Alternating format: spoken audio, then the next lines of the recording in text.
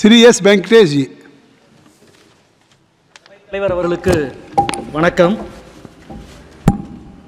18வது நாடாளுமன்ற தேர்தலில் பாசிச அரசியலுக்கு எதிராக வரலாற்று சிறப்பு மிக்க தீர்ப்பை வழங்கிய தமிழ்நாட்டு மக்களுக்கும் மதுரை நாடாளுமன்ற தொகுதி மக்களுக்கும் வாக்காளருக்கும் எனது அன்பான வணக்கத்தையும் நன்றியையும் முதலிலே தெரிவித்துக் கொள்கின்றேன்.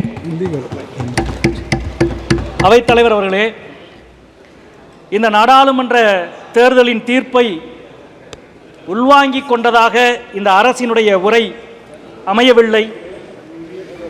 குறிப்பாக சொல்வதாக இருந்தால், இந்த தீர்ப்பு ஆளுங்கட்சியினுடைய 64 எம்பிக்களினுடைய பதவியை பறித்திருக்கிறது. இன்னும் சொல்லப்போனால், உங்களது கார்ப்பரேட் நண்பர்கள் கட்டமைத்த எக்ஸிட் போல் கற்பனைகளை தகர்த்திருக்கிறது. இன்னும் சொல்ல போனால், தெய்வ குழந்தை சொன்ன பல கதைகளை மக்கள் பொய்யென நிரூபித்திருக்கிறார்கள். இவ்வளவு நல்ல ஒரு தீர்ப்பை 18வது நாடாளுமன்றத்தில் மக்கள் வழங்கியிருக்கிறார்கள்.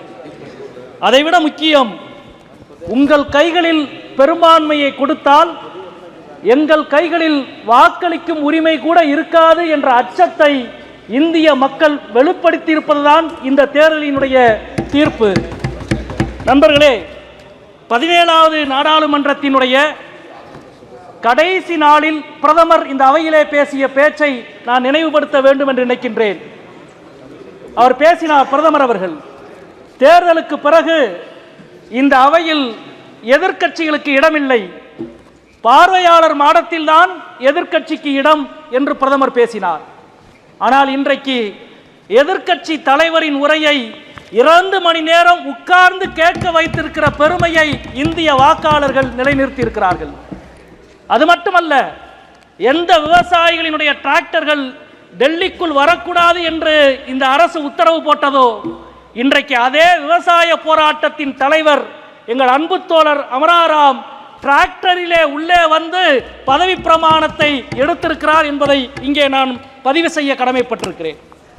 பிரதமரினுடைய அந்த பேச்சு முழுக்க முழுக்க அயோத்தியை பற்றி இருந்தது. ஆனால் இன்றைக்கு குடியரசுத் தலைவருடைய உரையில் அயோத்தி என்ற சொல்லே இல்லை. உங்களுக்கு வாக்களிக்காவிட்டால் அயோத்தியையும் கைவிடுவீர்கள், ஆண்டவனையும் கைவிடுவீர்கள் என்பதுதான் நீங்கள் இன்றைக்கு குடியரசுத் தலைவர் உரையின் மூலம் இந்த நாட்டு மக்களுக்கு சொல்லியுள்ள தீர்ப்பு. இன்றைக்குத்தான் அயோத்தியை பேச வேண்டும். ஒரு பொது தொகுதியில் பட்டியல் சமூகத்தை சார்ந்த ராம்தேவ் பிரசாத் என்ற நாடாளுமன்ற உறுப்பினரை, அவதேவ் பிரசாத் என்ற நாடாளுமன்ற உறுப்பினரை மக்கள் தேர்வு செய்திருக்கிறார்கள். எவ்வளவு அழகான ஒரு ஜனநாயகத்தின் தீர்ப்பு!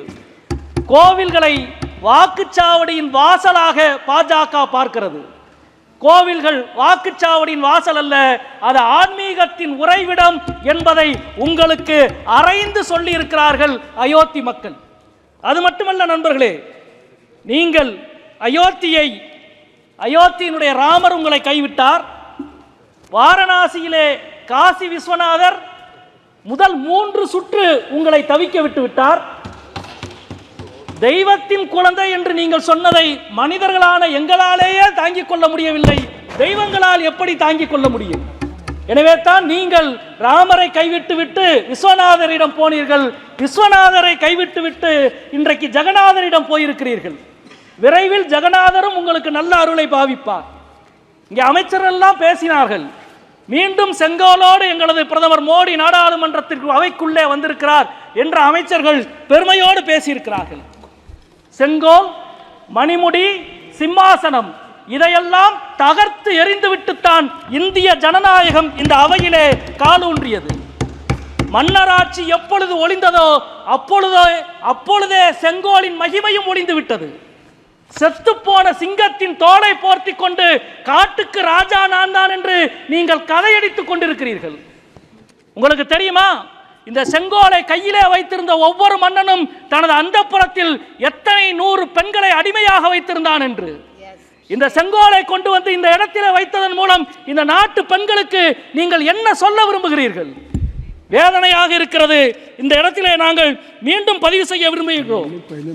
நாடாளுமன்றத்தினுடைய வாசலில், நாடாளுமன்றத்தின் நுழைவாசலில் தேசத்தந்தை காந்தியின் சிலை இருந்தது.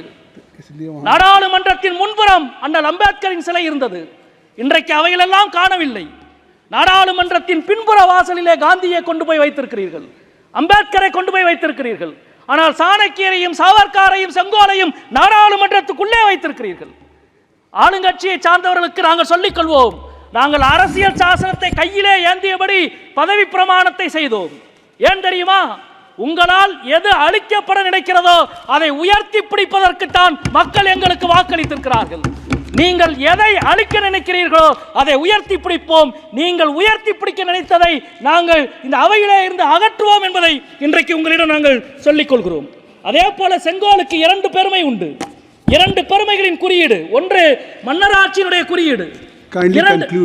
ஓகே சார், சார் அதே போல 2வது குறியீடு உங்களுக்கு தெரியும், அறம் நேர்மையினுடைய குறியீடு. உங்களுக்கும் நேர்மைக்கும் என்ன சம்பந்தம் இருக்கிறது? தமிழ்நாட்டு தேர்தலுக்கு 8 முறை பிரதமர் வந்தார். தமிழ்நாட்டின் பெருமையை, தமிழ் மொழியின் பெருமையை, தமிழ் பண்பாட்டின் பெருமையை பேசினார். தேர்தல் முடிந்தது. உத்தரப்பிரதேசத்தில் போய் தமிழரை பற்றி நீங்கள் என்ன பேசினீர்கள்? பீகாரில் என்ன பேசினீர்கள்? ஒரிசாவில் என்ன பேசினீர்கள்? உங்களுக்கு அந்த அரசியல் அறமும் நேர்மையும் இருந்திருந்தால் அதை நீங்கள் தமிழ்நாட்டில் பேசியிருக்க வேண்டும். எந்த நேர்மையுமே இல்லாமல் நீங்கள் எந்த ஆட்சியாளரும் இவ்வளவு இழிவாக தமிழ்நாட்டை பேசியதில்லை. அதே போல சிறுபான்மை மக்களை ஊடுருவற்காரர்கள் என்று, அதிக குழந்தைகள் பெற்றுக் கொள்கிறவர்கள் என்று, வளத்தை அபகரிக்கிறவர்கள் என்று நீங்கள் பேசுகிறீர்கள். தொடர்ந்து இதையெல்லாம் தேர்தல் ஆணையம் பார்த்து கொண்டிருந்தது என்பதை நாம் பார்க்கின்றோம். அதே போல இன்றைக்கு தேர்தலுக்கு பிறகு நீட் தேர்வு பிரச்சனை, ஏறக்குறைய கோச்சிங் மாஃபியாக்கள் தேர்தல் முகைமைகளை தங்கள் கைகளிலே வைத்திருக்கிறார்களோ என்று மக்கள் அஞ்சுகிறார்கள். அதை பற்றி கல்வி அமைச்சர் பேச மறுக்கிறார். ரயில் விபத்தை பற்றி ரயில்வே அமைச்சர் பேச மறுக்கிறார். மணிப்பூர் வன்முறைகளை பற்றி உள்துறை அமைச்சர் பேச மறுக்கிறார். ஆனால் அதற்கு பதிலாக தேர்தலுக்கு பிறகு இந்தியாவின் பல இடங்களில் சிறுபான்மை மக்கள் மீதான தாக்குதல் கட்டவிழ்த்து விடப்படுகிறது. அதே போல பல இடங்களிலே எழுத்தாளர் அருந்ததி ராய் துவங்கி அரவிந்த் கெஜ்ரிவால் வரை அனைவரின் மீதுமான சட்ட நடவடிக்கை கட்டுப்படுத்தப்படுகிறது, வேலெடுக்கப்படுகிறது. இவைகள் நிறுத்தப்பட வேண்டும். இந்த தேர்தலில் இந்த தேர்தலின் மூலம் உங்களது சரிவு ஆரம்பமாகிவிட்டது. 63 இடங்களை மக்கள் பறித்தார்கள் என்பது மட்டுமல்ல, உங்கள் தோழமை கட்சிகளையே நீங்கள் மதிக்க பழகிவிட்டீர்கள். 12 எம்பிக்கள் கொண்ட என்டிஏவின் கட்சியை பிரதமர் எழுந்து நின்று வணக்கம் சொல்கிறார். அது இந்த நாட்டின் தலைப்பு செய்தியாக மாறுகிறது. எனவே உங்கள் சரிவு ஆரம்பமாகிவிட்டது. ஜனநாயகத்தின் குரல், சமூக நீதியின் குரல் தான் இந்தியாவின் குரல் என்பதை மக்கள் மீண்டும் மீண்டும் நிரூபிப்பார்கள் என்று சொல்லி முடிக்கிறேன். வணக்கம்.